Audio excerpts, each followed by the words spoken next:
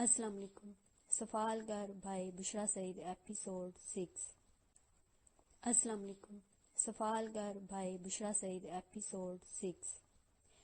ویسے آپ کو لازمی یہی مووی چاہیے تو ہال روڈ سے شاید مل جائے. رفیع پلازا اور زیتون پلازا دونوں ساتھ ساتھ ہیں، وہاں سے پتہ کر لیں. لڑکے نے پیچھے سے ہانک لگائی تھی. آپا نے رک کر سنا اور ایک دوسری ویڈیو شاپ کی طرف بڑھ گئی. عمر کی برداشت اب جواب دے چکی تھی. وہ فٹ پاتھ پر رک کر اس کے باہر نکلنے کا انتظار کرنے لگا. اسے تقریباً آدھا گھنٹہ وہیں ٹھہرنا پڑا. آپا مارکیٹ کی ہر چھوٹی بڑی ویڈیو شاپ میں وہ فلم تلاش کرتی رہی. اس کے لیے یہ صورتحال قطعی ناقابل فہم تھی. ایک گھٹیا مووی کے لیے آخر وہ اس طرح ہلکان کیوں ہو رہی تھی؟ آپا نے اس کے پاس لوٹتے ہی جلد میں رکشہ رکوایا اور بغیر کرایہ طے کیے بیٹھ گئی. بی بی کدھر چلنا ہے؟ Hall road. عمر نے بے یقینی سے اسے دیکھا تھا. آوازوں، رنگوں اور خوشبوؤں سے چھلکتے ہوئے آڈیٹوریم ہال میں وہ دونوں باہوں میں باہیں ڈالے داخل ہوئے تو کارل کی کئی پرستاروں کے منہ حیرت سے کھل گئے. صوفیہ اس سیارے پر موجود وہ آخری لڑکی تھی جسے وہ کارل کے ساتھ دیکھنے کی امید کر سکتی تھی. اس نے کارل کی جانب نگاہ اٹھائی. وہ کچھ بجھا بجھا اور قدرے جھمپا ہوا سا لگتا تھا. شاید وہ اپنے فیصلے پر پچھتاوے کا شکار ہو رہا تھا. اس سے کچھ فرق نہیں پڑتا، صوفیہ نے سر جھٹکتے ہوئے سوچا. اس پورے حال میں سب سے خوبصورت مرد میرے پہلو میں ہے اور شاید اتنی توجہ اور ایسی اہمیت مجھے اپنی زندگی میں پھر کبھی میسر نہ آئے. آج کی رات میری زندگی کی یادگار ترین رات ہوگی. اس نے لڑکیوں کے چہروں پر کھدے حسد سے محفوظ ہونے کی کوشش کی مگر اسے اپنے من سے جامل خاموشی کی صدا آئی تھی. ایسا کیوں تھا؟ اگر رات حسین تھی اور زندگی سے اپنے حصے کی خوشیاں کشید کرنے کا موقع دے رہی تھی تو وہ خوش کیوں نہیں تھی؟ اس کے اندر کوئی امنگ کیوں نہیں جاگتی تھی؟ جب کارل نے اسے رقص کی دعوت دیتے ہوئے ہاتھ بڑھایا تو اس کا سیل فون بجنے لگا. میں شرط لگاتا ہوں یہ دنیا کا سب سے کمینہ شخص ہے جو اس وقت دو پیار کے پیاسے دلوں کے بیچ حائل ہو گیا ہے. کارل نے کوفت کا اظہار کیا تھا. اس نے ایک نظر اسکرین پر چمکتے ہندسوں کو دیکھ کر سیل فون آف کر دیا اور اپنی طرف بڑا ہوا ہاتھ تھام کر دیگر جوڑوں کے ساتھ رقص میں شامل ہو گئی. وہ ایک مشہور میکسیکن گیت تھا جس کے بول خون کو گرما دینے والے تھے. پورے حال میں رقصاں جوڑے آپس میں دوئی مٹانے کی سعی کر رہے تھے. لہجہ بلہجہ اسے اپنے شانوں اور کمر کے گرد کارل کے بازوؤں کی گرفت سخت ہوتی ہوئی محسوس ہو رہی تھی. اس کے گرم سانسوں کی بھاپ صوفیہ کی پیشانی کو جھلسا رہی تھی لیکن نہ تو اسے گیت کی دھن کا ہوش تھا نہ بول اس کی سمجھ میں آ رہے تھے. کارل کی قربت بھی اس پر اثر انداز نہ ہوتی تھی. شہری کے دو پیگ جن کو حلق سے اتارنے کے بعد اسے کچھ سرور سا محسوس ہونے لگا تھا، ان کا دیا ہوا خمار بھی اب غائب ہو چکا تھا. وہ اپنے سیل فون پر آنے والی کال کے بارے میں سوچ رہی تھی. کیا گرانٹ اتنی جلدی گھر واپس آ گیا تھا یا اس نے اسٹوڈیو سے ہی فون کیا تھا؟ اور اگر وہ گھر آ چکا تھا تو رات گئے باہر رہنے کا کیا جواز پیش کرے گی؟ اور اس لباس میں اس کے سامنے جانا کیوں کر ممکن ہوگا؟ وہ قیامت کھڑی کر دیتا.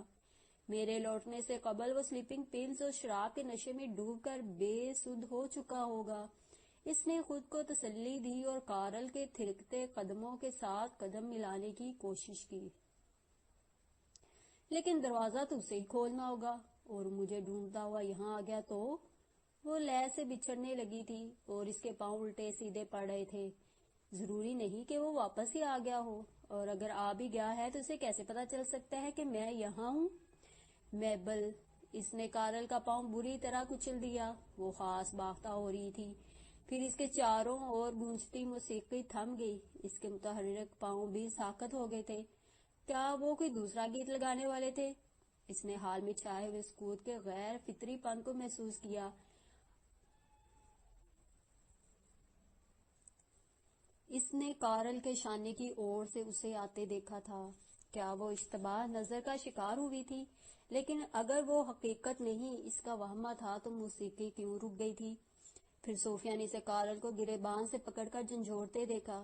گرانٹ منہ سے کف اڑاتے ہوئے اسے گالیاں دے رہا تھا. کارل کی سیاہ ٹکسیڈو جیکٹ کھل گئی تھی. اس کے فرانسیسی کفوں والی سفید قمیض پھٹ کر دھجیوں میں تبدیل ہو گئی تھی. اس نے کارل کی برہنہ چھاتی پر ہلکے زرد تلوں کا گچھا دیکھا تھا. اب گرانٹ وحشت سے چیختا ہوا اس کی طرف بڑھا تھا. اس نے اپنے سیل فون کی تلاش میں نظریں دوڑائیں. شولڈر بیگ جانے کہاں چھوڑا تھا. اس نے یاد کرنے کی کوشش کی. گرانٹ نے اس کے منہ پر زوردار تھپڑ مارا تھا. اس نے خود کو گرنے سے بچانے کے لیے ہاتھ پاؤں مارے، لیکن اس جدوجہد میں اس کے جوتے کی ہیل ٹوٹ گئی اور وہ منہ کے بل فرش پر ڈھیر ہو گئی.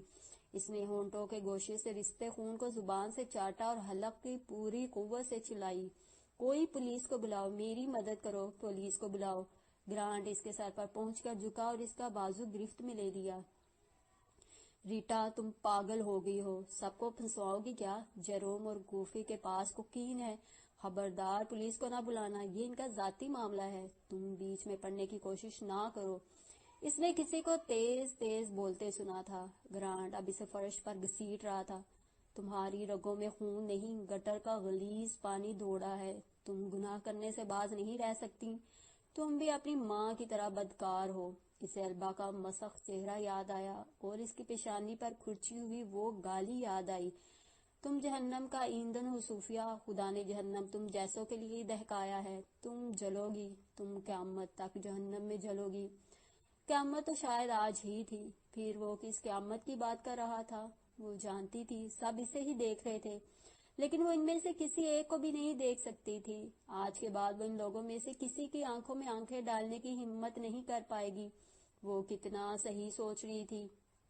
آج کی رات حقیقت میں اس کی زندگی کی یادگار رات بن گئی تھی. وہ گھسٹتے ہوئے ان جوتوں کو دیکھنے لگی. سفید، نیلے، سرخ، زعفرانی، بھورے، زمردی، سیاہ، وہاں ہر رنگ کے جوتے تھے. اسے آج سے پہلے کبھی اندازہ نہیں ہوا تھا کہ آڈیٹوریم ہال اتنا طویل تھا. وہ کسی طور ختم ہونے میں ہی نہ آتا تھا. آج بھی خدا نے اس کے ساتھ وہی کیا تھا جو وہ ہمیشہ سے کرتا آ رہا تھا. وہ بالوں میں برش پھیر رہی تھی جب کال بیل کی آواز سنائی دی. دروازے پر موجود دونوں پولیس آفیسرز نے اپنے بیج اسے دکھائے اور باری باری تعارف کروایا. کیا وہ فون تم نے کیا تھا؟ آفیسر پال نے تیز آواز میں دریافت کیا. مختصر جسامت اور پچکے ہوئے گال اسے کم عمر ظاہر کرتے تھے. وہ ایڑیاں اچکا کر دروازے سے اندر جھانک رہا تھا. اس نے آفیسر نیلسن کی طرف دیکھتے ہوئے گردن کو اثبات میں جنبش دی. وہ اپنے ساتھی آفیسر کے برعکس پختہ عمر کا تھا اور اپنی وجہ سے گرم سرد چشیدہ قسم کا شخص نظر آتا تھا. کیا تم نے نہیں کہا تھا کہ تمہاری جان کو خطرہ ہے؟ میرا مطلب ہے فوری خطرہ. پال نے دوبارہ سوال کیا. اس نے بالوں کو برش سے سنوارتے ہوئے دوبارہ گردن ہلائی. تو وہ کہاں ہے جو تمہیں قتل کرنے والا تھا؟ وہ شراب خانے میں ہوگا یا شاید کسی اسٹوڈیو میں. وہ فنکار ہے، میں حتمی طور پر کچھ نہیں کہہ سکتی. اس کا مخاطب آفیسر نیلسن تھا. کیا تم ہمیں اندر آنے کو نہیں کہو گی؟ اور کیا وہ کوئی مشہور آدمی ہے؟ کسی ہنگامی صورتحال کی عدم موجودگی کو محسوس کر کے نو عمر پولیس آفیسر کا پارا چڑھنے لگا تھا. اس کے سوالوں کو نظر انداز کر کے وہ آفیسر نیلسن کو تفصیل بتانے لگی تھی. وہ ٹوکے بغیر توجہ سے سنتا رہا اور جب وہ خاموش ہوئی تو ٹھہرے ہوئے لہجے میں بولا. اگر ہنگامی نوعیت نہیں تھی تو تمہیں 911 پر کال نہیں کرنی چاہیے تھی. اس شہر میں بہت سے لوگ مشکلات کا شکار ہوتے ہیں اور انہیں تمہاری نسبت ہم لوگوں کی زیادہ ضرورت ہے. آئندہ کال کرنے سے پہلے اچھی طرح سوچنا. جہاں تک تمہارے مسئلے کا تعلق ہے، تم خود یا اپنے نمائندے کے ذریعے لوکل فیملی کورٹ میں ریسٹریننگ آرڈر حاصل کرنے کے لیے درخواست دو. اس سے کیا فائدہ ہوگا؟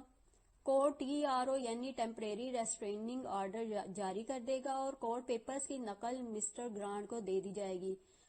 وہ تم سے ایک خاص فاصلے پر رہنے کا پابند ہوگا. یہ فاصلہ عموماً 100 گز یعنی فٹ بال کے میدان کی لمبائی کے برابر متعین کیا جاتا ہے اور اسے تم سے ٹیلی فون، ای میل یا خط و کتابت کے ذریعے رابطہ کرنے کی ممانعت ہوگی. کیا وہ TRO جو تم بتا رہے ہو مجھے شخص سے محفوظ کر دے گا؟ آفیسر نیلسن نے ہنکارا بھر کر اپنے ساتھی کو دیکھا جس کے تنے ہوئے نقوش اس کی بیزاری کے گواہ تھے. وہ محض کاغذ کا ایک ٹکڑا ہے. کچھ لوگ ایسے احکامات کا احترام کرتے ہیں، کچھ نہیں بھی کرتے. تم کسی ڈومیسٹک وائلنس شیلٹر یا کسی دوست کے پاس جا سکتی ہو، لیکن اگر میں TRO حاصل کروں تو کیا وہ جیل جائے گا؟ صوفیہ دروازے کا پٹ تھامے اسے دھیرے دھیرے ہلا رہی تھی۔ نہیں، یہ ایک دیوانی عمل ہے، نہ کہ فوجداری۔ جب تک وہ عدالتی احکام کی خلاف ورزی نہیں کرتا اور اس پر کوئی فوجداری الزامات نہیں لگتے، تب تک اسے گرفتار نہیں کیا جا سکتا۔ اس نے ہاتھ میں پکڑا ہوا برش اپنی پشت پر اچھال دیا تھا۔ اگر وہ TRO کی خلاف ورزی کرے تو میں کیا کروں؟ تو پھر تم 911 پر کال کر سکتی ہو، اور TRO کی کاپی ہمیشہ اپنے پاس رکھنی چاہیے۔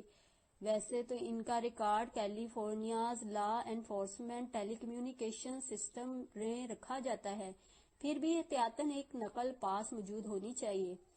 تو خدا اس کے ساتھ ہے۔ ٹھیک ہے، میں نے کچھ اور سوچ رکھا ہے۔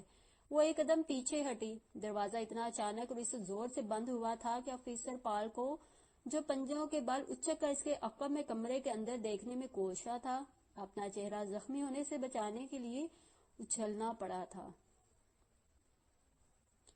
کمرے میں بلب کی زرد روشنی گندھک کے غبار کی مانند پھیلی تھی۔ اس کے چہرے کی رنگت اور اس روشنی میں حیرت انگیز ہم آہنگی تھی۔ پچھلے 2 گھنٹوں سے وہ ٹیلی ویژن کے سامنے بیٹھی تھی اور ایک لمحے کے لیے بھی اس کی نظریں اسکرین سے جدا نہیں ہوئی تھی۔ وہ مسلسل ایک ہی سین کو ریوائنڈ کر کے دیکھ رہی تھی۔ وہ تقریباً 4 منٹ دورانیے کا ایک منظر تھا، جس میں پہلے لانگ شاٹ میں کیمرہ سمندر کی بفری ہوئی موجوں پر ڈولتی ایک لانچ دکھاتا تھا۔ چند لمحے لہروں کا تموج اور طوفانی کیفیت رجسٹر کروانے کے بعد لانچ کے اندر ایک ادھیڑ عمر مرد ایک چرخی گھماتے ہوئے نظر آتا تھا۔ چرخی سے منسلک رسی لپیٹنے کے لیے اسے بہت زور لگانا پڑا تھا اور اس کے نس دار ہاتھوں کا کلوز اپ لیا گیا تھا۔ پانی میں ڈوبی ہوئی رسی دھیرے دھیرے ابھرتی تھی، پھر ایک دھماکے کے ساتھ جال میں الجھی 2 لڑکیوں کی نیم برہنہ مسخ شدہ لاشیں نظر آتی تھیں اور مرد کا چہرہ قریب سے دکھایا جاتا تھا۔ اس کی پھیلی ہوئی آنکھوں میں خوف تھا۔ جو ہی اگلا سین شروع ہوا، اس نے ریموٹ کنٹرول پر ریوائنڈ کے بٹن کو انگلی سے دبایا، مگر شاید سیل پوری طرح خرچ ہو چکے تھے۔ وہ اٹھ کر VCP کی طرف بڑھی۔ وہ ایک بار پھر وہ منظر دیکھنا چاہتی تھی۔ آپا کے کمرے کے بند دروازے پر ابرواں کونسیں گنتے گنتے عمر کی آنکھیں دکھنے لگی تھیں۔ من میں کوئی پھانس تھی جس کی چبھن ایسی شدید تھی کہ سانس لینا بھی دشوار تھا۔ وہ چائے بنا رہا تھا کہ ٹیلی فون کی گھنٹی بجنے لگی۔ کچھ دیر وہ آپا کی طرف سے جواب کا انتظار کرتا رہا اور پھر یاد آنے پر کہ وہ غسل خانے میں تھی، آنچ دھیمی کر کے آپا کے کمرے میں چلا آیا۔ ریسیور سے کچھ دیر کسی کے تیز سے سانس لینے کی آوازیں آتی رہیں، لیکن اس کی ہیلو کا جواب نہیں دیا گیا۔ ریسیور رکھ کر وہ کچن میں جانے لگا تھا کہ ایک بار پھر گھنٹی بجنے لگی۔ ہیلو، کون بول رہا ہے؟ اس بار بھی ایسی آوازیں سنائی دی جیسے کوئی ماؤتھ پیس پر ہونٹ رکھ کر زور زور سے سانس خارج کر رہا ہو۔ خاصی دیر وہ پوچھتا رہا اور ریسیور کریڈل پر ڈال دیا۔ شاید فون کرنے والے کا مقصد محض تنگ کرنا تھا۔ ابھی ریسیور رکھی سے 5 سیکنڈ گزرے ہوں گے کہ گھنٹی پھر بجی۔ ایک دفعہ پھر وہی کارروائی دہرائی گئی تھی۔ چوتھی بار فون سننے کے لیے اسے کچن سے پلٹنا پڑا تھا، لیکن ابھی وہ ریسیور اٹھانا پایا تھا کہ آپا آ گئی۔ اس نے گیلے بالوں کے گر تولیہ لپیٹ رکھا تھا اور پانی کی بوندیں اس کے چہرے اور گردن پر لرز رہی تھیں۔ اس وقت وہ ایک نوخیز لڑکی نظر آ رہی تھی۔ اس کا جسم قہرا، چہرہ اور گردن کی جلد تنی ہوئی، آنکھیں شفاف تھیں۔ اگر اس کے بالوں میں کہیں کہیں جھلکنے والی سفیدی چھپ جاتی تو اس کی عمر کا اندازہ لگانا ناممکن تھا۔ میں سن لوں گی، اس نے ریسیور ہاتھ میں لیتے ہوئے عمر سے کہا تھا، جو اشارہ تھا کہ وہ وہاں سے چلا جائے۔ جی شوکت صاحب۔ نہیں، بزی تو نہیں تھا۔ اس کے کچن کی جانب بڑھتے قدموں کی رفتار دھیمی پڑ گئی۔ آپ کے علاوہ یہاں فون ہی کس کا آتا ہے؟ مجھے تو اس کی بھی ضرورت نہیں تھی، آپ نے خواہ کنیکشن لگوا دیا۔ وہ دروازے کے قریب ٹھہر گیا تھا۔ آپا دوسری طرف سے بات سنتے ہوئے اپنی پیشانی اور گردن کی پیشانی پر پھسلتی نمی کو پونچھ رہی تھی۔ ایک اور وعدہ، آخر کب تک میں یہ وعدے سنتی رہوں گی؟ سال ہونے کو آیا اور بات وعدوں سے آگے نہیں بڑھی۔ انتظار کی بھی کوئی حد ہوتی ہے۔ اس کی آواز میں خفگی تھی۔ کچھ کیجیے شوکت صاحب، میں اس سلسلے سے تنگ آ چکی ہوں۔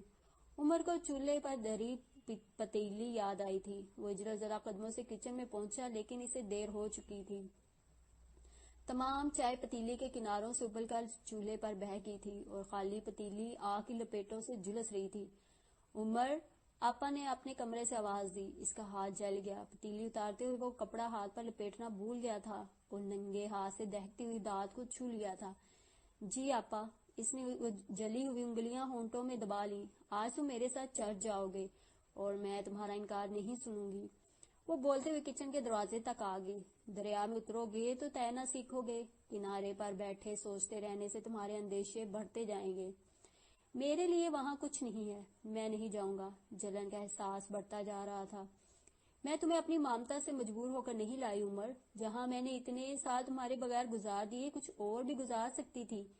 اس نے آپا کے لیے اپنے دل میں کبھی کوئی محبت محسوس نہیں کی تھی، لیکن پھر بھی اس کی بات نے عمر کو بہت دکھ دیا. مجھے یہ فکر مارے ڈالتا تھا کہ میں نے تمہیں جانتے بوجھتے ہوئے اندھیرے میں بٹنے کے لیے چھوڑ دیا ہے. ایک کرسچن بچے کو موت سے مسلمان عورت کے ہاتھوں میں سونپنے کا گناہ مجھے خداوند کبھی معاف نہیں کرے گا، لیکن میں مجبور تھی. اس کی مجبوریاں کیا رہی تھی اور وہ انہیں کیوں ظاہر نہیں کر سکتی تھی؟ اب ان باتوں سے عمر کو کوئی سروکار نہ تھا. وہ بس اتنا جانتا تھا کہ آپا کے آنے سے پہلے اس کی زندگی ایسی منتشر نہ تھی. وہ گہرے کوہر کی طرح اس کے افق پر چھا گئی تھی اور کچھ بھی سجائی نہ دیتا تھا. میں پچھتاوے کے اس بوجھ سے نجات حاصل کرنا چاہتی ہوں. میری مدد کرو عمر. میں تمہیں اپنی آنکھوں سے جہنم کی طرف بڑھتے ہوئے کیسے دیکھ سکتی ہوں؟ تم میرے جسم کا حصہ ہو. وہ خاموش رہا اور جھلسی ہوئی پتیلی کو سنک میں رکھ کر نل کھول دیا. ہر کسی کو اپنی سلیب خود اٹھانی ہے. کوئی کسی کا بوجھ بٹا بھی کیسے سکتا ہے؟ کبھی کبھی مجھے لگتا ہے میری تمام کوشش ابس ہے. ایمان سب کا مقدر نہیں ہوتا. اس نے ایک سرد سانس سینے کی تہہ سے کھینچ کر کچن کی پرحدت فضا کے سپرد کیا. کتے کو دھنک کے رنگ کیسے دکھائے جا سکتے ہیں؟ یہ ممکن ہی نہیں، کیونکہ وہ کلر بلائنڈ ہوتا ہے. اندھا ہونے سے کلر بلائنڈ ہونا بہتر ہوتا ہے آپا. عمر نے انگلیوں کی پوروں پر بننے والے آبلوں کو دیکھتے ہوئے سوچا تھا. اسے لگ رہا تھا کہ اب یہ سلسلہ موقوف ہو جائے گا، لیکن یہ اس کی خام خیالی تھی. شام کو دروازے پر دستک کا جواب دینے وہ گلی میں نکلا تو ہیبٹ میں ملبوس ایک نرم نقوش والی سانولی ادھیڑ عمر عورت کھڑی تھی. تم عمر ہو؟ میں تم سے ہی ملنے آئی ہوں. اس نے تصدیق کرنے پر وہ بولی. میں سسٹر سوزین ہوں، تمہاری آنٹی کی دوست. اس نے مجھے بتایا تھا کہ تم کسی الجھن میں ہو. سوچا تم سے مل کر اسے دور کرنے کی کوشش کروں. جانے وہ اس کی الجھن سلجھانے آئی تھی یا اسے مزید الجھانے آئی تھی. عمر نے بے دلی سے اندر آنے کی دعوت دی تھی. ڈیٹیکٹیو اسٹینلے والٹر انٹروگیشن روم میں داخل ہوا تو کھردری اور غیر آرام دہ کرسی پر بیٹھے ہوئے سیاہ فام لڑکے نے چون کر گردن موڑی اور میز پر رکھی ہوئی بیساکھی نیچے اتار دی. اسٹینلے والٹر نے داغدار بوسیدہ میز کی دوسری طرف اس کے عین سامنے کرسی سنبھالنے سے قبل اس سے ہاتھ ملایا تھا. اس کے مصافحہ کرنے کا انداز اس کی جسمانی طاقت کا مظہر تھا. اگر وہ خوف زدہ ہوتا تو اس کی گرفت اتنی مضبوط نہ ہوتی. اسٹینلے اسے گہری نظروں سے جانچتے ہوئے بیٹھ گیا. وہ بہت بدصورت تھا. اس کی پیشانی تنگ، آنکھیں دھنسی ہوئی، نتنے ناک کی بانسی سے بے حد ہٹے ہوئے اور ہونٹ جھلسے ہوئے گوشت کے دو لوتھڑے تھے. چکنائی زدہ گمریالے بالوں سے جا بجا سر کی جلد جھانکتی تھی. اس نے ایک بو پلمو زنانہ لبادہ پہن رکھا تھا جو اس کے لمبے چوڑے جسے کے لیے نہایت تنگ تھا اور جگہ جگہ سے ادڑا ہوا تھا. وہ یقیناً کوئی بیمار ذہنیت کا حامل شخص تھا. اسے ایک پولیس پٹرول کار نے اس وقت چیک کیا تھا جب وہ اپنی رہائش گاہ کے قریب ایک نوجوان لڑکی کے مردہ جسم کو فٹ پاتھ سے نیچے گھسیٹنے کی کوشش کر رہا تھا. گشت پر تعینات افیسرز کے دریافت کرنے پر اس نے ایک بے سروپا کہانی سنائی تھی اور قتل کی واردات سے مکمل لا تعلقی ظاہر کی تھی، جبکہ اس کی کلائی پر کھرونچوں کے تازہ نشانات تھے جن سے خون بھی رس رہا تھا، جو اس بات کے گواہ تھے کہ لڑکی کی موت سے قبل بھی وہ اس کے ساتھ موجود تھا. ظاہری طور پر ایسی کوئی علامات نہیں تھی جن سے پتہ چلتا کہ لڑکی کے ساتھ زیادتی کی گئی تھی. کورنرز آفس اور فورینزک سائنس سینٹر سے رپورٹیں موصول ہو جاتی تو کوئی واضح رائے قائم کی جا سکتی تھی. ڈیٹیکٹیو اسٹینلے والٹر چند لمحے خاموشی سے اسے گھورتا رہا اور اس دوران اپنے ذہن میں سوالات کو ترتیب دیتا رہا. وہ لڑکا یوں ٹکٹکی باندھے اسے دیکھتا تھا جیسے اسٹینلے کے چہرے سے نظر ہٹانا اس کے اختیار میں نہ ہو. بلاخر گلا کھنکارتے ہوئے اس نے گفتگو کا آغاز کیا. تمہارے علم میں ہونا چاہیے کہ تمہیں باقاعدہ طور پر حراست میں نہیں لیا گیا اور تم جس وقت چاہو اٹھ کر اس کمرے سے جا سکتے ہو. یہ بات اس نے قانونی تقاضوں کو پورا کرنے کے لیے کی تھی. اس کمرے میں ہونے والی بات چیت ریکارڈ ہو رہی تھی اور اسے عدالت میں استعمال کیا جانا مقصود تھا۔ اگر اسے باقاعدہ طور پر حراست میں لیا گیا ہوتا تو اس کے اٹارنی کی عدم موجودگی میں ان سوال و جواب کی حیثیت غیر قانونی ٹھہرتی اور ناقابل ادغال شہادت کے زمرے میں آتی۔ تمہارے تعاون کے لیے میں تمہارا شکریہ ادا کرتا ہوں۔ تم نے یہاں آنے کی درخواست پر ذرا بھی مزاحمت نہیں کی اور اپنی رضامندی سے پولیس آفیسرز کے ساتھ چلے آئے۔ تمہارا رویہ قابل تعریف ہے۔ اس نے لہجے کو دوستانہ بنانے کی حد المقدور کوشش کی۔ تمہارا نام کیا بتایا تھا تم نے؟ میں بھی کیسا بھلکڑ ہوں، یہ کوئی بھولنے کی بات ہے؟ اس سوال اور ایسے بہت سے دوسرے سوالوں کے جواب میں وہ پہلے سے جانتا تھا، لیکن اس وقت انہیں پوچھنے کا مقصد مد مقابل کی جھجک دور کرنا اور اسے بولنے پر آمادہ کرنا تھا۔ میبل، اس نے بیساکھی کو زور سے سینے کے ساتھ بھینچتے ہوئے جواب دیا۔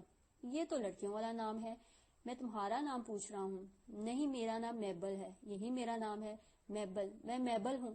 وہ میبل کی گردان کرنے لگا۔ لیکن جہاں تک میری معلومات ہیں، یہ تمہاری چھوٹی بہن کا نام تھا جو 1992 کے فسادات میں ہلاک ہو گئی تھی۔ وہ خاموش رہا اور بیساکھی کو اور بھی سختی سے اپنے ساتھ چمٹا لیا۔ شاید وہ بیساکھی سے کوئی جذباتی آسرا فراہم کری تھی، یا پھر ایسی حرکتیں کر کے وہ خود کو سہما ہوا ثابت کرنا چاہتا تھا۔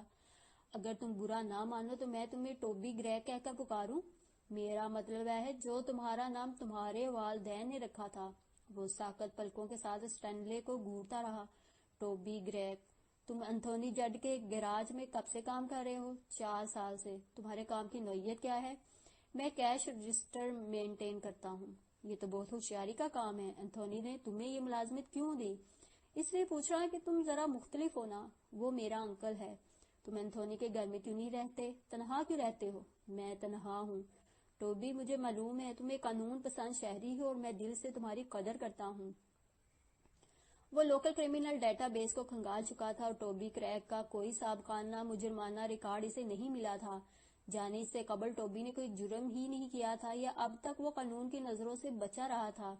بات چیت میں روانی لانے کی خاطر وہ خاصی دیر غیر ضروری اور فروئی نوعیت کے سوالات پوچھتا رہا، اور جب اسے محسوس ہوا کہ لوہا گرم تھا تو اس نے پہلی چوٹ کی۔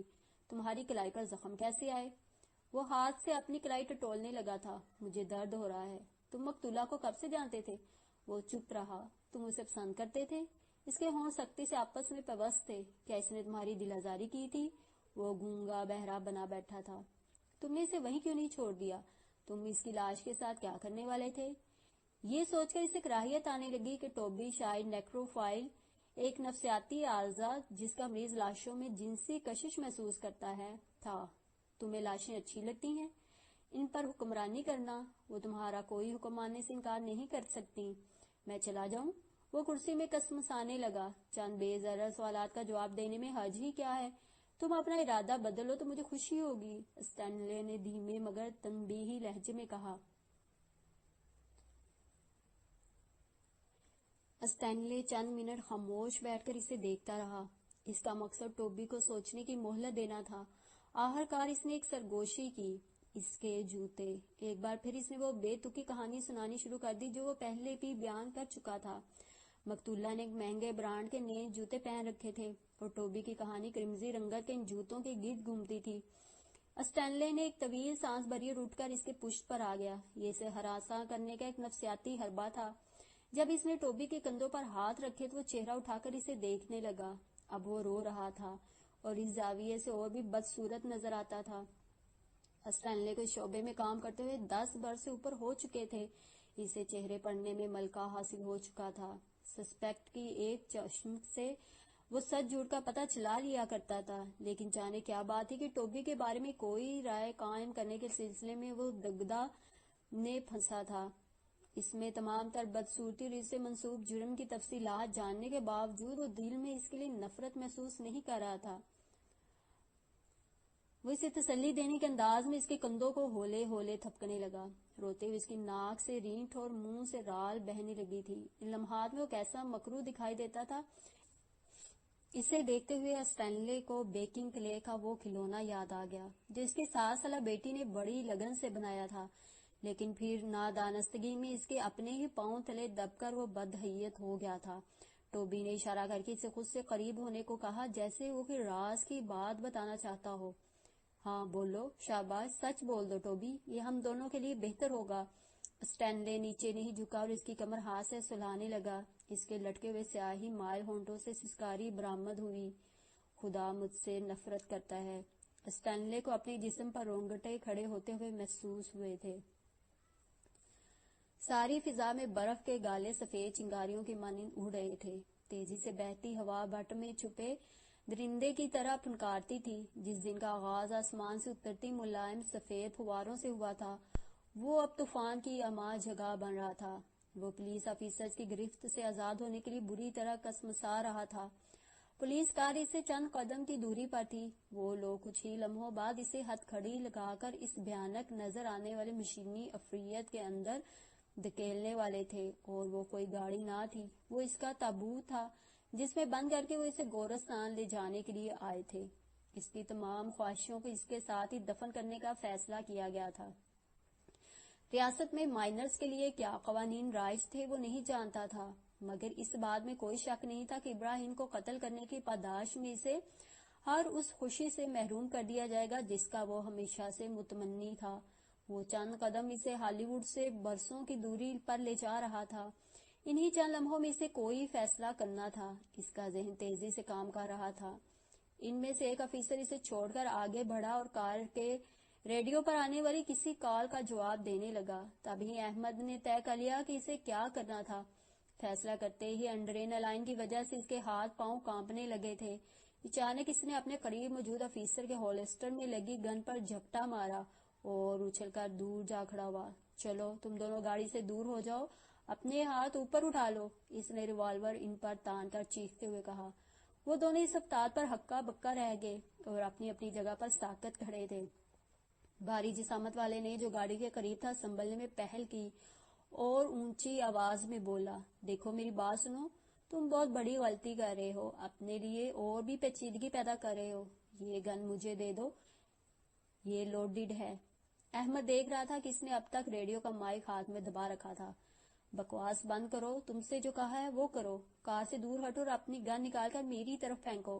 وہ بہت بدحواس ہو رہا تھا۔ بربری برف پر الٹے قدموں پیچھے ہٹتے ہوئے اسے ایک ٹھوکر بھی لگی تھی۔ اس کا پورا بدن ہولے ہولے لرز رہا تھا۔ یہ قدم اٹھانے سے پہلے اس نے آئندہ لاحہ عمل کے بارے میں کوئی واضح منصوبہ بندی نہیں کی تھی، اور اب چیخ چیخ کر انہیں سرنگوں ہونے کی ہدایات دیتے ہوئے وہ اپنی تمام تر ذہنی صلاحیتوں کو بروئے کار لا رہا تھا۔ اگر وہ ان دونوں کو بے بس کر کے باندھنے میں کامیاب ہو جائے اور کار کے ٹائر برسٹ کر کے ریڈیو کو بھی ناکارہ بنا ڈالے تو جب تک ان کو کوئی مدد میسر نہیں آتی وہ بآسانی قریبی اسٹیشن سے جو صرف 1 میل کے فاصلے پر تھا ٹرین میں سوار ہو کر یہاں سے نکل سکتا تھا۔ ان کے سوا دور دور تک کوئی ذی روح دکھائی نہ دیتا تھا، اور اس خراب موسم میں کسی کا جلدی اس طرف آنا بھی بعید از قیاس تھا۔ اسے اچھی طرح احساس تھا کہ پولیس افیسرز اس کی دھمکیوں کو سنجیدگی سے نہیں لے رہے تھے اور سمجھانے بجانے کی آڑ میں دھیرے دھیرے اس کے قریب آ رہے تھے۔ اس نے کبھی کوئی آتشی ہتھیار استعمال نہیں کیا تھا، لہٰذا اسے اپنے نشانے کے سلسلے میں کوئی غلط فہمی نہیں تھی۔ ان دونوں کے پیروں کے بیچ برف کی طرف نال کا رخ کر کے اس نے جھجکتے ہوئے ٹریگر دبایا۔ عین اسی لمحے جسیم افیسر نے اس پر چھلانگ لگا دی۔ اس نے دھماکہ سنا جو اس کے اندازے سے کئی گنا زیادہ شدید تھا۔ افیسر کے بوجھل جسم کو خود پر گرتے ہوئے محسوس کیا۔ اس کے دوسرے ساتھی کو بھاگ کر آتے اور ٹھوکر مارنے کے لیے پاؤں اٹھاتے ہوئے دیکھا۔ جبڑے کی ہڈی پر بوٹ کی سرد ٹوکی ضرب محسوس کی۔ بازی اس کے ہاتھ سے نکل گئی تھی۔ یہ بات بھی اس کی سمجھ میں آ گئی، لیکن اس سارے منظر میں تازہ سرخ لہو کے چھوٹے سے تالاب کو وہ کہیں فٹ نہیں کر پایا تھا۔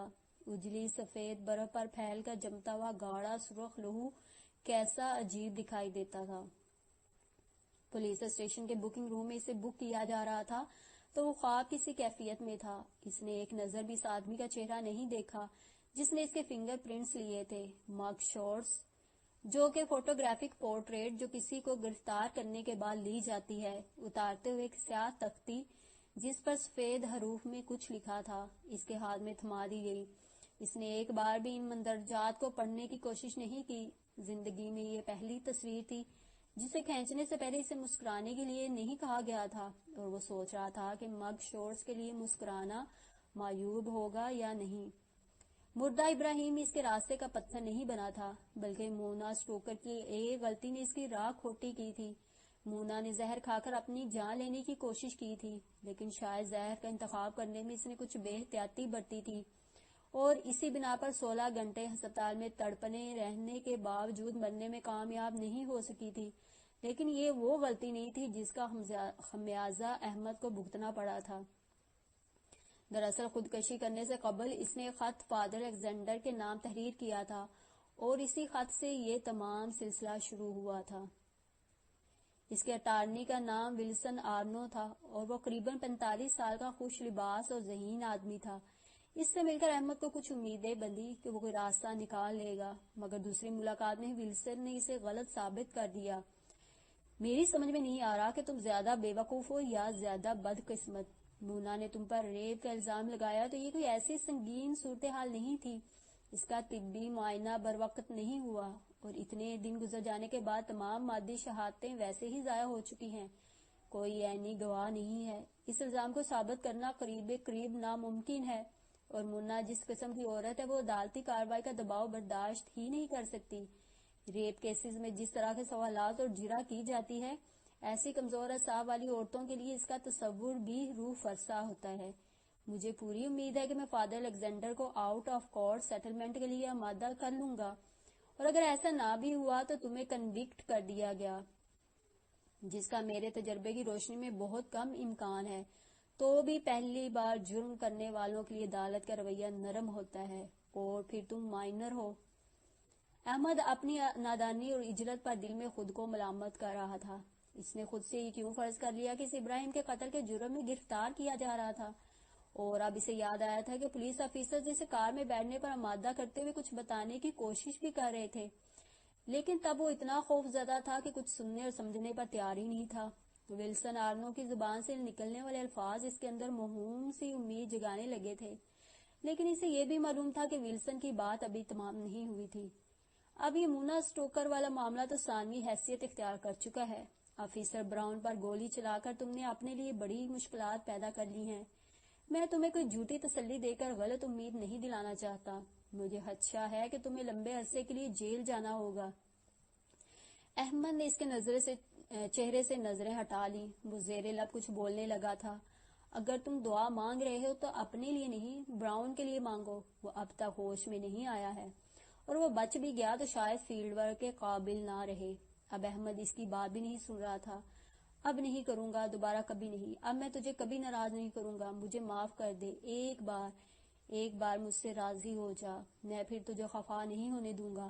وہ سختی سے آنکھیں میچے گڑ گڑاتا رہا۔ ولسن آرنو کی پیش گوئی درست ثابت ہوئی تھی۔ فادر الیگزینڈر مونا نے کیس کی پیروی نہیں کی تھی، لیکن پیٹر براؤن چند ہفتے ہسپتال میں رہنے کے بعد مر گیا تھا۔ احمد کو 5 سال قید کی سزا سنائی گئی، جس کے اختتام پر اسے 1.5 سال پروبیشن پیریڈ بھی گزارنا تھا۔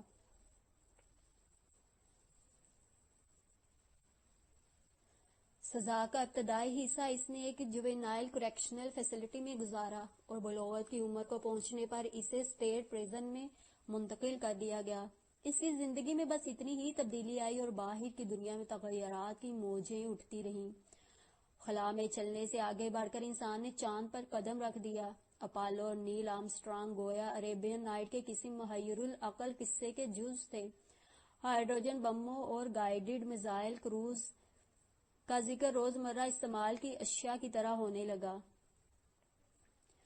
بوٹسوانا، مالوی، باربیڈوس، گیمبیا جیسے نامانوس نام خود مختاری کا توغرا سجا کر دنیا کے چہرے پر ابھرے۔ یہ 60 کی دہائی کا دوسرا نصف تھا اور اس عرصے میں امریکیوں کے پاس بات کرنے کے لیے 3 ہی موضوعات: ویتنام جنگ، مارٹن لوتھر کنگ جونیئر اور دی بیٹلز۔ ایک رات اپنے سیل میں بنگ پر لیٹا ہوا وہ ساتھی انہی میئرز کے ہمراہ بین ہوا کے مقام پر امریکن میرینز اور ویٹ کونگ دستوں کے مابین ہونے والی محاذ کے بارے میں بات کر رہا تھا تو ان میں سے کسی نے مذاق میں کہہ دیا، میں کبھی بھی یہ سوچ کر خوش ہو جاتا ہوں کہ اگر اس وقت میں یہاں نہ ہوتا تو شاید مجھے لازمی فوجی خدمات کے لیے بلایا جا چکا ہوتا، اور شاید اس لمحے میں ویتنام کے جنگل میں ٹوائلٹ ڈھونڈنے کے لیے مارا پھر رہا ہوتا۔ یہ جیل جہنم کی چھوٹی بہن سہی، مگر پھر بھی یہاں رہنا ویتکوں کی گولی کھانے یا پو بننے سے تو 1000 گنا بہتر ہے۔ وہ لوگ ہنس رہے تھے مگر احمد بالکل چپ ہو گیا تھا۔ لازمی فوجی خدمات کا ذکر سن کر اس کو ایک جھٹکا سا لگا تھا۔ پریزیڈنٹ لنڈن بی جانسن جنوبی ویتنام میں امریکی دستوں کی تعداد میں مسلسل اضافہ کر رہے تھے اور ہر ماہ 35,000 کے قریب امریکی نوجوانوں کو ڈرافٹ کیا جا رہا تھا۔ وہ خود بھی ڈرافٹ کی عمر کو پہنچ چکا تھا اور جیل میں نہ ہوتا تو قوی امکان تھا کہ اسے ویتنام بھجوا دیا جاتا، اور بالفرض ایسا نہ ہوتا اور اس وقت سے پہلے ابراہیم سے جان چھڑانے کی کوشش ہی نہ کی ہوتی تو شاید ابراہیم اتنے ہی برس اور جی پاتا۔ 5-6 سال تو کیا، وہ خدا کے منصوبے سے متصادم ہو رہا تھا یا خدا چاہتا ہی نہیں تھا کہ وہ ہالی ووڈ جائے۔ اس نے سلگتی ہوئی سوچ کا سرا بجھا دیا۔ وہ بے جا وہم تراش رہا تھا تو یہ سب مفروضے ہی تھے نا۔ یہ دور جنگ کا تھا، بے امنی کا زمانہ تھا۔ امریکہ کئی قسم کی جنگوں میں ملوث تھا، کچھ محاذ سرحدوں سے باہر لڑے جا رہے تھے اور کچھ ملکی حدود کے اندر بپا تھے۔ سر فہرست ویتنام کی جنگ، جس کے خلاف امریکہ میں ملک گیر احتجاج ہو رہے تھے، لیکن ان کی صدا پینٹاگون کی دیواروں سے ٹکرا کر عوام کے کانوں میں لوٹ آتی تھی۔ پھر سرد جنگ جو کئی برسوں سے امریکہ روس میں جاری تھی، ایک سول حقوق کی جنگ بھی تھی جسے مارٹن لوتھر کنگ جونیئر اور روزا پارکس جیسے لوگ بنا ہتھیاروں کے لڑ رہے تھے۔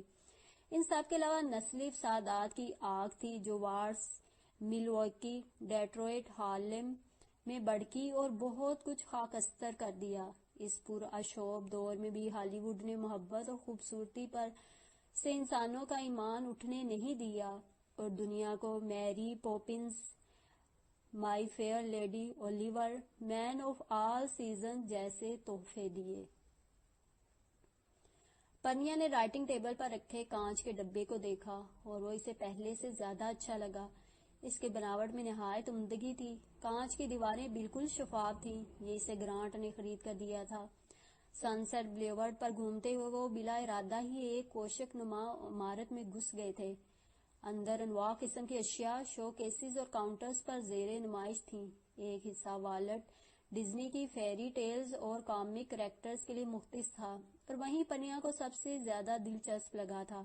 وہاں سنڈریلا کے جوتے، سنو وائٹ کی ستیلی ماں کا جادوئی آئینہ، لکڑی سے بنا پنچوشو، پیٹر مین کا کاسٹیوم اور ایسی ہی بہت سی چیزیں موجود تھیں۔ اس حصے میں زیادہ تعداد بچوں کی تھی۔ پنیا کو ان سب چیزوں میں ایک شیشے کا منیچر صندوق بہت منفرد لگا تھا۔ وہ شش پہلو تھا۔ اس کے ڈھکن کو نچلے ڈبے سے جوڑنے کے لیے سنہری گل میخیں جوڑی تھی اور وہ باقاعدہ کھل سکتا تھا۔ اس کی شفاف چھت پر سنہری حروف میں رقم تھا، سنو وائٹ، جو ایک بادشاہ کی بیٹی تھی۔ اس نے سنو وائٹ کی کہانی پڑھ رکھی تھی لیکن اسے یاد نہیں تھا کہ اس صندوقچے کا ذکر کہاں آتا تھا۔ وہ دیر تک اسے ہاتھوں میں تھامے قریب سے دیکھتی رہی تھی۔ گرانٹ نے شاید اس کی پسندیدگی محسوس کر لی تھی۔ اسے پتہ بھی نہ چلا کب اس نے خاموشی سے جا کر قیمت ادا کر دی۔ خریدنے کی کیا ضرورت تھی؟ میں تو بس ایسے ہی، پنیا نے احتجاج کیا۔ گرانٹ کی مالی حالت اس سے چھپی ہوئی نہیں تھی۔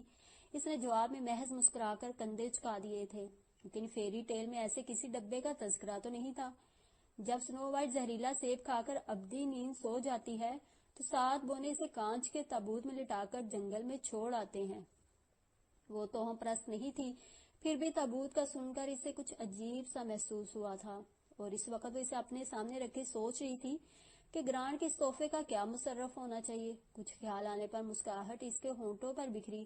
وہ اٹھی اور الماری کے پٹ کھول کر کچھ تلاش کرنے لگی۔ چند ثانیے بعد اس نے کچھ چیزیں لا کر احتیاط سے رائٹنگ ٹیبل پر رکھ دی۔ وہ سب گرانٹ کے تحفے تھے۔ 5 باسی پھول جو اس نے مختلف مواقع پر اسے دیے تھے، کاسنی گلوکسینیا، ایک زرد ڈیزی، سفید کیملیا، سرخ جرینیم اور ایک ارغوانی سرنجان، وہ سب مرجھا چکے تھے۔ پتیوں پر بھوری سیاہ چتیاں پڑنے سے اصل رنگ کھو گئے تھے اور پتیاں بکھر کر ڈنٹلوں سے جدا ہوئی جاتی تھیں۔ اس نے ان پھولوں کو ایک سفید ریشمی مباف میں لپیٹ کر اس ڈبے میں رکھ دیا۔ باقی جو اشیاء اس نے سنبھالی ان میں ایک لائٹر تھا جو ناکارہ ہونے پر گرانٹ نے فٹ پاتھ پر پھینک دیا تھا اور پنیا نے اس کے علم میں لائے بغیر اٹھا کر ہینڈ بیگ میں ڈال لیا تھا، اور ایک استعمال شدہ رومال جس سے گرانٹ کے پسینے اور کولون کی ملی جلی باس آتی تھی۔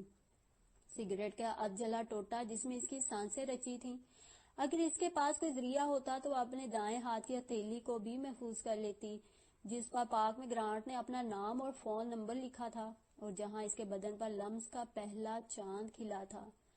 قدموں کی آہٹ سن کر اس نے دروازے کی جانب نگاہ دوڑائی اور داؤد کو اندر آنے کے لیے کہا. میں اور ڈیڈی بس نکلنے ہی والے تھے. مجھے یاد آ گیا کہ تمہیں یہ دینا تھا. داؤد نے ہاتھ میں پکڑا ہوا زرد لفافہ اسے دکھایا. یہ کہاں سے آیا ہے؟ کیا پاکستان سے؟ نہیں، یہ ڈاک میں نہیں آیا. دروازے پر کوئی لڑکا دے گیا تھا تمہارا نام لے کر. تو تم نے دیکھا نہیں اس میں کیا ہے؟ وہ چل کر داؤد کے قریب آ گئی. تمہاری اجازت کے بغیر دیکھنا مجھے اچھا نہیں لگا. ویسے بند لفافے تجسس تو جگاتے ہیں. کھلنے تک ان میں بڑا اصرار ہوتا ہے. تو اب اسے کھول لو. اس نے ہنس کر کہا اور رائٹنگ ٹیبل کی دراز میں سے پیپر کٹر نکال کر اسے دیا. داؤد نے اس کے متبسم چہرے پر نظریں جماتے ہوئے لفافے کا بند سرا کاٹ ڈالا. اندر ہاتھ ڈالتے ہوئے ٹیلی فون کی گھنٹی سن کر وہ ٹھٹکا اور لفافے کو آرام کرسی پر پھینک کر بولا. ہسپتال سے میری بہت ضروری کال آنے والی تھی. شام کو چائے پر ملتے ہیں. بیک گیمن میں مجھ سے ہارنے کے لیے ذہنی طور پر تیار رہنا.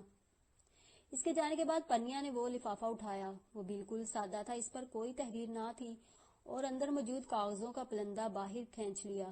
اسے لگا جیسے اس کے نچلے دڑ میں جان باقی نہ رہی ہو. دل ایسے ڈوب کر دھڑکا تھا جیسے آخری بار دھڑک رہا ہو. بے جان انگلیوں سے لفافے کے مشمولات اس میں واپس ٹھونستے ہوئے وہ کرسی پر ڈھہ گئی. وہ ایک میگزین تھا اور یہ جاننے کے لیے کہ وہ کس قسم کا میگزین تھا اسے ایک ورق بھی پلٹنے کی ضرورت نہ تھی. سر ورق پر ایک نگاہ پڑتے ہی سے معلوم ہو گیا تھا وہ ایک پورنوگرافک رسالہ تھا. اور رہا اس سوال کا جواب کہ وہ اسے کیوں بھیجا گیا تھا. یہ معمہ حل کرنے کے لیے کسی راکٹ سائنٹسٹ کی مدد درکار نہ تھی. سرورق جن 3 مادرزاد برہنہ جسموں کے رنگین عکس سے مزین تھا ان میں سے ایک جسم گرانٹ کا تھا.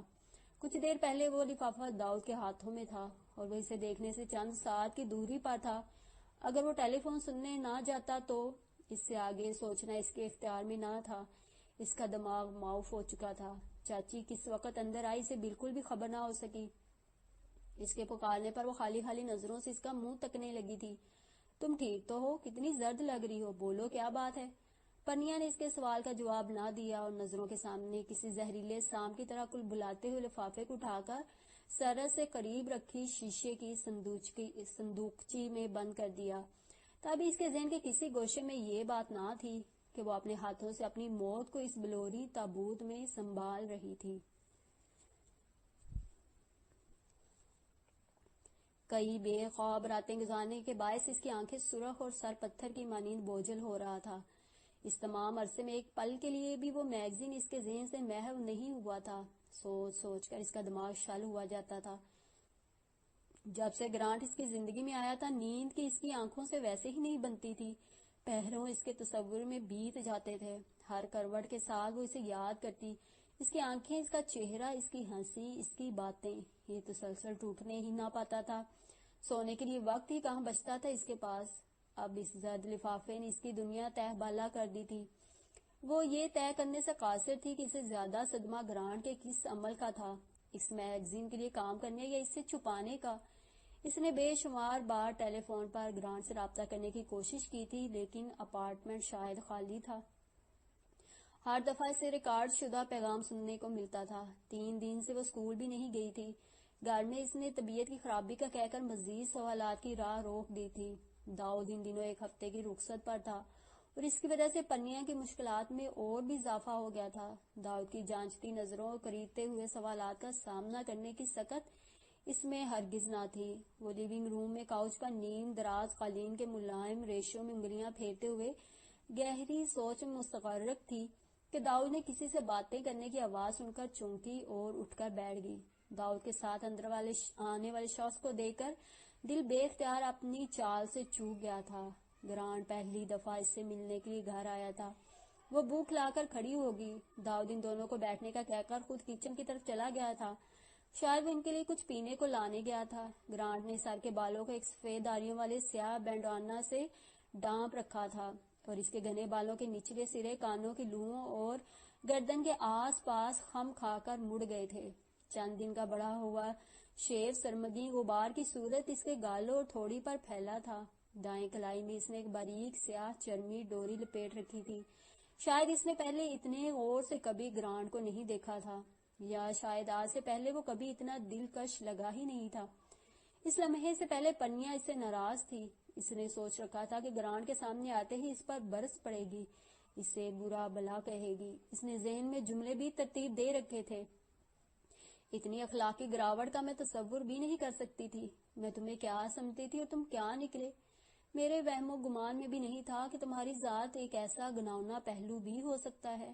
آج کے بعد میں تمہاری شکل دیکھنے کی روادار نہیں ہوں گی. اگر وہ انکار کرتا تو وہ اور بھی بھڑکتی اور میگزین لا کر اس کے منہ پر مار دیتی. لیکن وہ حیران رہ گئی جب گرانٹ کو اچانک سامنے پا کر اسے ایک بھی تلخ لفظ یاد نہ آ سکا. وہ اس کی طرف دیکھ کر مسکرا رہا تھا، وہی نو عمر لڑکوں والی بے ریا مسکراہٹ. اس مسکراہٹ نے پنیا کو لڑنے سے قبل ہی پسپائی اختیار کرنے پر مجبور کر دیا. کئی لمحوں تک اسے بے بسی سے دیکھتے رہنے کے بعد وہ بولی تھی، تم کہاں تھے گرانٹ؟ یہ مت پوچھو کہ میں کہاں تھا. اس سوال کا جواب تو خود مجھے بھی معلوم نہیں. شاید زمین اور آسمان کے درمیان میں کہیں. کیا مطلب؟ میں اتنے سالوں سے جس منزل کی تلاش میں بھٹک رہا تھا اسے میں نے پا لیا ہے. میں اتنا خوش ہوں کہ کسی لغت کا کوئی لفظ میری خوشی کا احاطہ نہیں کر سکتا. میں سٹار بننے والا ہوں، نہیں بلکہ سپر سٹار. میں نے تو ابھی سے آسکر قبول کرنے کی تقریر کی مشق بھی شروع کر دی ہے. بے اختیار پنیا کی آنکھیں خوشی سے چمکنے لگیں. تمہیں کوئی بڑا کردار مل گیا ہے؟ بہت بڑا. کیا لیڈ رول؟ یہ سب تفصیل تو میں تمہیں کل رات کو سناؤں گا. جگہ کا انتخاب ابھی نہیں کیا، ٹیلی فون پر بتا دوں گا. بات کرتے ہوئے وہ جوش سے ہاتھوں کو حرکت دے رہا تھا. پنیا اس کی خوشی میں کھنڈت ڈالنے کا گناہ کیسے کرتی؟ ان لمحات میں اس میگزین کا ذکر کرنا اس کے لیے ناممکن تھا. آئندہ بہت سے مواقع آئیں گے، میں کسی مناسب وقت پر اسے ضرور پوچھوں گی.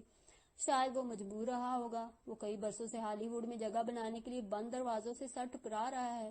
جانے اس نے کیسے کڑے حالات کا سامنا کیا ہوگا. آج سے قبل اس نے کبھی گرانٹ کو اتنا خوش نہیں دیکھا تھا.